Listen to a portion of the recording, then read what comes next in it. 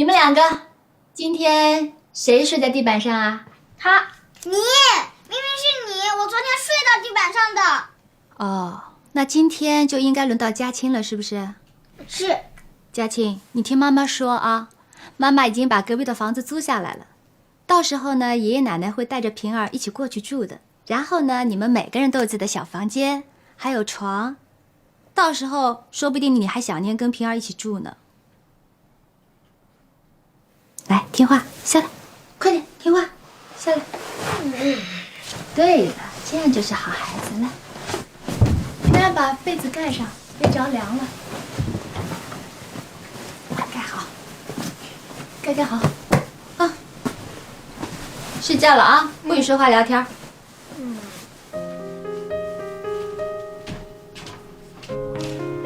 所以呢，我就一直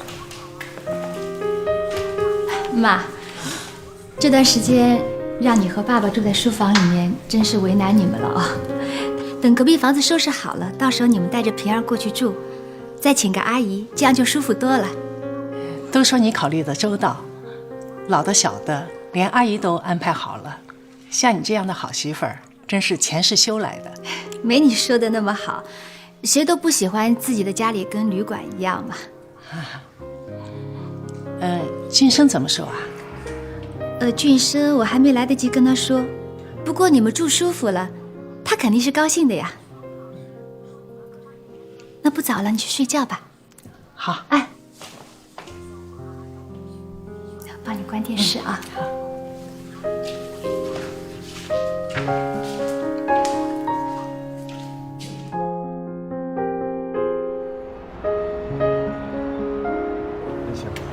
谢谢。这房子还蛮大的，家具电器也都有。啊，这是您的钥匙。啊，好，谢谢。有问题随时与我联系。好的。祝您住得愉快。谢谢。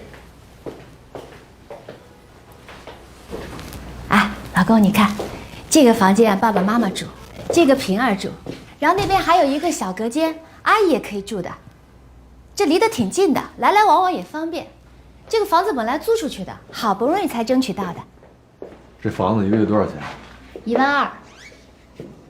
付过了啊，押1付6。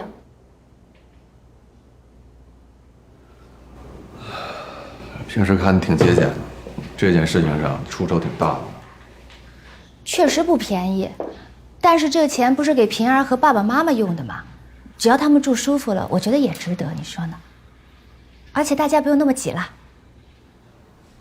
那么挤？我小的时候，一个房子30多平，住5、6口人，不觉得挤。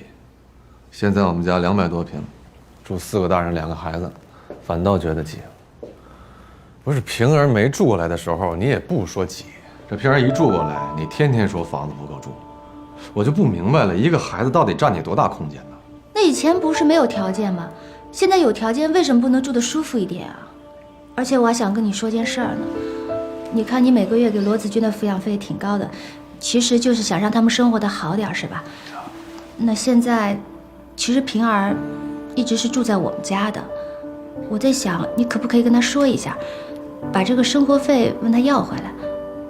现在平儿吃的住的一样好，而且他还解放了，我觉得这样不是两全其美吗？把生活费要回来，你什么意思啊？我的意思是说，这个抚养费其实就是给小孩子用的嘛，是不是？现在平儿天天在我家住，我这个钱还是花在他身上的呀。而且，罗子君以前他是不工作的，现在他有工作了。你说，对于孩子，我们抚养是有义务的，但是对于他，我们有能力当然要帮他一下的了，是吧？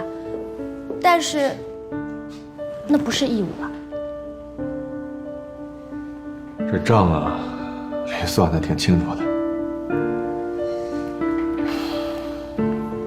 你不管家，不知道家里面一个月用多少，剩多少。你要做一个有良心的男人，做一个体面的爸爸，我可以理解。那当然，这个精打细算的事情就落在我头上了呀。你说我们2个人挣的钱要够一大家子开销，哎，老人要养老，孩子要教育，还有吃喝拉撒一大堆的事儿呢。如果不算清楚点，行吗？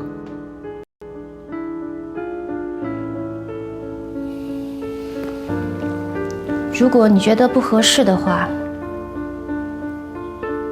那我就把这房子退了，到时候再想办法呗。要不，你再看看，我去超市买点牛肉，晚上要吃咖喱饭的。我先走了啊。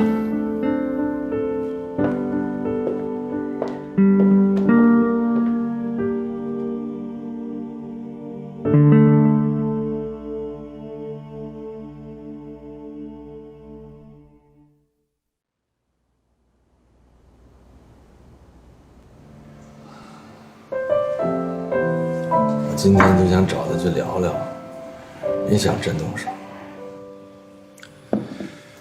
他该打。你们想干不想干？一个洛洛走了，你看你们一个个吊儿郎当的，不干滚蛋！小卓，哎，再给来壶酒。好了。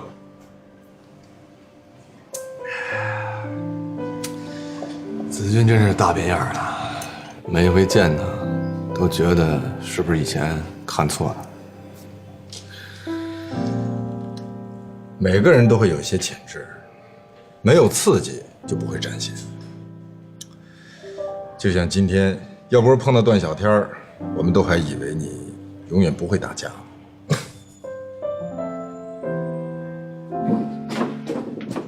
哎，小卓，怎么最近没看见路了？你见着他？我替你惦记着他。谢谢。回老家了。回老家了？对，什么时候回来啊？不知道。老板一天天心情倒不错。不错，还骂人呢。之前有个小姑娘到他这儿来了几个月，老卓虽然天天在数落她，其实心里边是很喜欢她在的。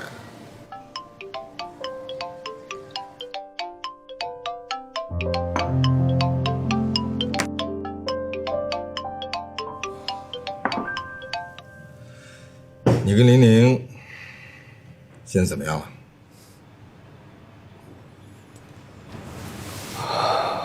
后悔了？怀疑我自己。当时跟子君离婚，跟玲玲在一起，是不是错了？同时也因为现在这个罗子君，让你刮目相看。我也知道，要不是有这些变故，子君也不会变成这样。